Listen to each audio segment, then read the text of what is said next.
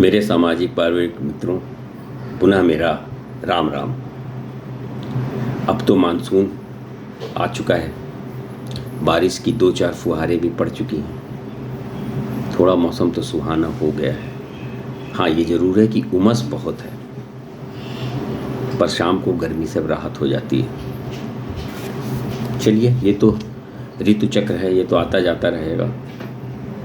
ईश्वर ने आपसे भेंट कराने का सौभाग्य दिया, चलिए उसका लाभ लेते हैं और अपना एपिसोड, इस हफ्ते का एपिसोड आपको प्रस्तुत करते हैं। पहला भाग है यूं ही लिख दिया।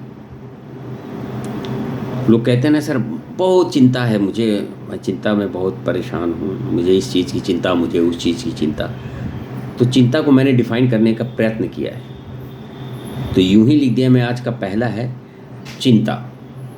आवश्यकता, सामर्थ्य व योग्यता से अधिक की चाह का परिणाम होती है।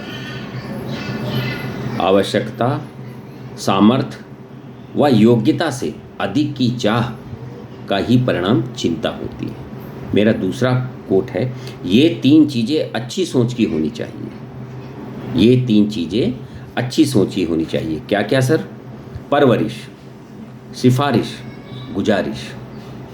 परवरिश अच्छी होगी, संस्कार मिलेंगे, आप अच्छे बेहतरी जीवन के लिए अपना प्रयासरत रहेंगे। सिफारिश, किसी ऐसे व्यक्ति की सिफारिश कभी किसी से मत कीजिए जो समाज के लिए हानिकारक हो, इसलिए ये 3 चीज़ अच्छी होनी चाहिए। परवरिश, सिफारिश, गुजारिश। तीसरा और अंतिम, इन 3 चीज़ों से बचना चाहिए: चतुराई, बेहयाई और लापरवाही। ये मेरे 3 कोट थे आज के। अब एपिसोड का दूसरा भाग है चुटकुला। जैसा कि मैं हर बार कहता हूँ, हंसना जरूरी होता है। प्रयास तो यही रहता है कि आपके चेहरे में थोड़ी सी मुस्कान ला सकूं। तो प्रस्तुत है सर आज का चुटकुला। एक व्यक्ति लगातार नाई की दुकान के सामने आकर देखता और फिर वापस चला जाता। ये सिलसिला विगत कई दिनों से वो करता, आता, देखता नाई की दुकान में और चला जाता। शुरुआत में तो नाई ने यह समझा कि हो सकता है कि भाई हमारे यहाँ कस्टमर ज़्यादा हैं, इसलिए ये आके देख के वापस हो जाता है कि चलो कल आएंगे, आज भीड़ ज़्यादा है, समय ज़्यादा लगेगा, आज नहीं कल आते। रोज़ वो यही करता, आता, झांकता, वापस हो जाता। नाई इस चीज़ को वॉच करता रहा। एक दिन उसकी दुकान में ग्राहक भी कम थे। फिर वो आया, नाई की नज़रें मिली, तो नाई ने सोचा आज तो इतनी भीड़ नहीं, आज तो ज़रूर आ जाएगा बाल कटाने। आया, देखा, चला गया। अब उसके मन में एक क्यूरियोसिटी जागी कि यार ये है कौन जो आता है और झांकता है और चला जाता, आता है, झांकता और चला जाता है, भीड़ हो या ना हो। तो उसने एक दिन अपने शागिर्द से कहा, कल अगर ये आदमी आता है तो तुम ऐसा करना है कि जब ये जाने लगे तो इसके पीछे पीछे लग जाना और देखना कि ये जाता कहाँ है। तो शागिर्द ने कहा, ठीक है उस्ताद। दूसरा दिन हुआ, फिर वो आदमी आया, झांका, लौटने लगा। तो शागिर्द को कहा ही गया था, वो पीछे लग लिया। थोड़ी देर बाद दौड़ता हुआ आया, बोला, सर, उस्ताद जी, वो आता कहाँ से ये तो नहीं मालूम, लेकिन वो यहाँ से वापस आप जानने के लिए आपके घर में चला जाता है। तो ये मेरा आज का चुटकुला था। संभवतः थोड़े मुस्कान देने का प्रयास है, सफल हुए होंगे। अब आज का तीसरा एपिसोड है हमारी कविता।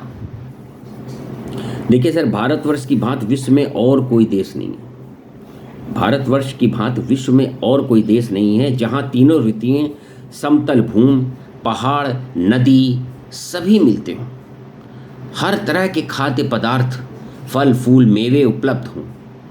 आप देखेंगे किसी देश में पहाड़ी पहाड़ हैं, तो कहीं रेगिस्तान ही है, तो कहीं वर्ष भर सर्दी ही पड़ती रहती है, तो कहीं सालों वर्ष भर गर्मी ही रहती है। कहीं कोई कहीं अनाज नहीं होता, कहीं फल फूल नदारत। तो ऐसी पावन भूमि व परिपूर्ण भूमि यदि अस्तित्व ने कहीं दिया है तो वह है भारत भूमि। इसी को कविता में कहने का प्रयास किया है। प्रस्तुत है सर। तीनों ऋतुओं का होता है जहाँ संगम। गर्मी, सर्दी, बरसात, तीनों ऋतुओं का होता है जहाँ संगम। पर्वत सागर के संग मिलती है भूमि सम, फल अनाज व सब्जी उपलब्ध रहती हरदम, जिसकी धरती पर आए शंकराचार्य परमहंस व रामानुजम, द्वैत अद्वैतवाद के प्रणेता विश्व शांति योगदान में सर्वोत्तम। द्वैत अद्वैतवाद मतलब कोई भगवान को मानता है, कोई नहीं मानता, कोई साकार मानता है, कोई निराकार मानता है, इन सबको समाहित करने वाला देश है ये। तो द्वैत अद्वैतवाद के प्रणेता विश्व शांति योगदान में सर्वोत्तम। भारत का इतिहास आप उठा देख लिए, उसने कभी किसी देश में आक्रमण नहीं किया है, सिवाय अपनी प्रतिरक्षा के लिए लड़ाई लड़ी है, कभी उसने आक्रमण नहीं किया। तो द्वैत अद्वैतवाद के प्रणेता विश्व शांति योगदान में सर्वोत्तम, अहिंसा आध्यात्म के जनक विश्वास जिनका विश्व कुटुंबकम। बुद्ध यहीं पैदा हुए, महावीर यहीं पैदा हुए, गांधी यहीं पैदा हुए, जिन्होंने अहिंसा सिखाया, हमारे राम भगवान जी यहीं पैदा हुए। तो अहिंसा आध्यात्म के जनक विश्वास जिनका विश्व कुटुंबकम, सभी हमारा परिवार है, पूरा विश्व हमारा परिवार है।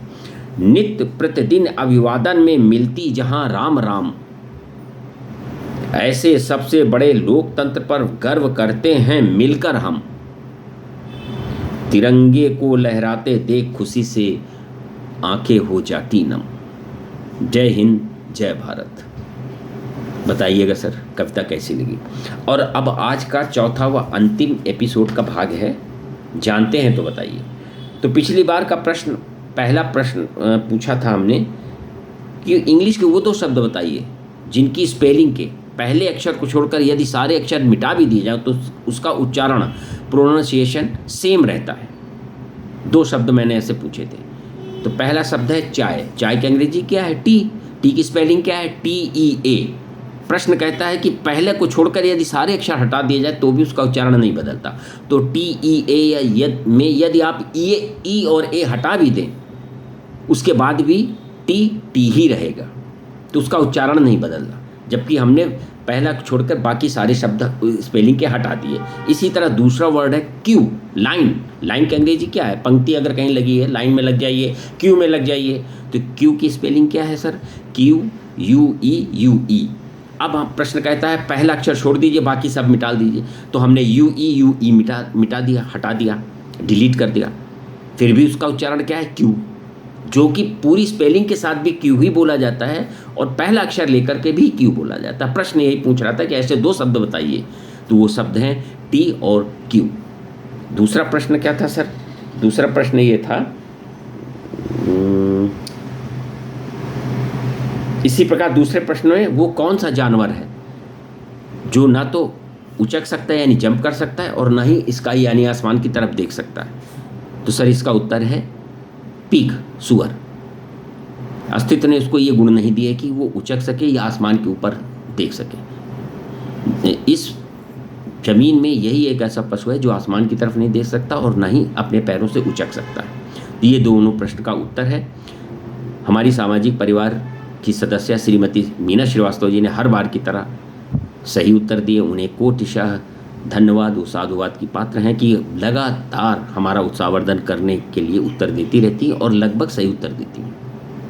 उन्हें मेरा साधुवाद और उनसे यही निवेदन है कि इसी तरह वो अपने हमारे प्रश्नों का उत्तर देती रहें।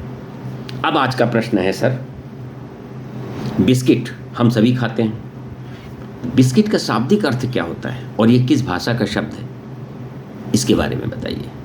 दूसरा प्रश्न है कि भारत के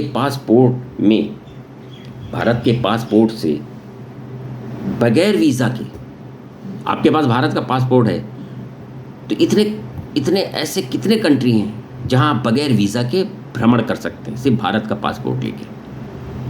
उन देशों की संख्या आपको बतानी है। तो ये थे मेरे आज के दो प्रश्न। आशा है श्रीमती मीना श्रीवास्तव जी की तरह हमारे यहाँ सामाजिक पारिवारिक मित्र उत्साहवर्धन करेंगे हमारा और प्रश्नों का उत्तर देने का प्रयास करेंगे। अब अपने सामाजिक पारिवारिक मित्र को विदा दीजिए। अगले एपिसोड में ईश्वर की कृपा रही, आप लोगों का आशीर्वाद रहा तो फिर मिलेंगे। तब तक के लिए राधे राधे।